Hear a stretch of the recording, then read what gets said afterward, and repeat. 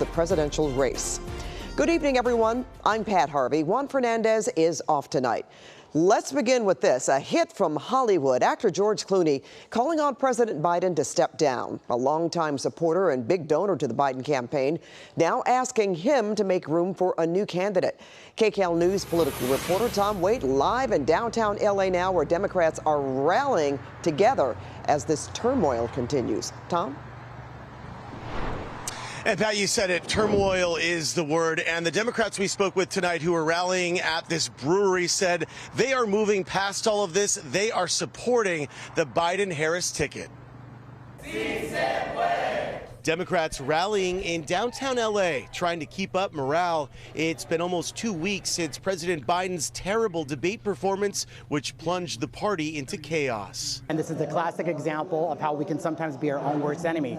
For me, I am Team Biden. I am Team Harris all the way. L.A. County Democrats gathered at this brewery, which doubled as a soccer watch party to help drive voter outreach, specifically in the Latino community. It just had addresses on it. But uncertainty around the future of the Biden-Harris ticket reigns. Hollywood star and Democrat mega donor George Clooney is among those calling for Biden to step aside. Clooney just headlined a fundraiser in downtown L.A. a few weeks ago that raised a record amount of money for the president. Clooney penned a New York Times op-ed saying the Biden who showed up at the fundraiser was the same man we all witnessed at the debate. We're moving forward, we're keeping our heads down, getting the work done, and that's the important thing that we need to focus on. Former President Trump has reportedly delighted in watching the Democratic infighting, and Republicans have mostly united behind him, even though he's now a convicted criminal found guilty of corrupting the 2016 presidential election, has been found liable for sexual abuse, was found liable for fraudulent business practices,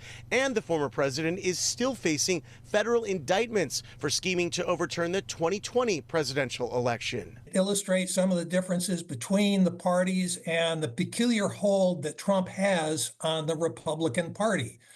He famously said he could shoot somebody on Fifth Avenue and not lose any votes. He wasn't exaggerating by much. President Biden has vowed to stay in the race, and he has high-profile support, including Governor Gavin Newsom, who has been on the campaign trail for the president. There were record crowds, unprecedented crowds of support for the President of the United States. I think I've had 100 media outlets asking the same question, and I think I've amply answered my support for the president, and the support I saw on the ground was demonstrable. Political observers say fundraising could be a decisive factor in whether Biden stays in the race. Biden can ignore the polls, he can't ignore fundraising. And that's why George Clooney's statement matters. People might say, well, who cares what some actor thinks? Well, he's not just some actor. He is a major Democratic fundraiser who was writing about his personal interactions with the president. The turmoil has some voters completely tuning out. I try not to even think about it. I don't know if it can get better or worse, whether he's in or not. So kind of like in a neutral zone.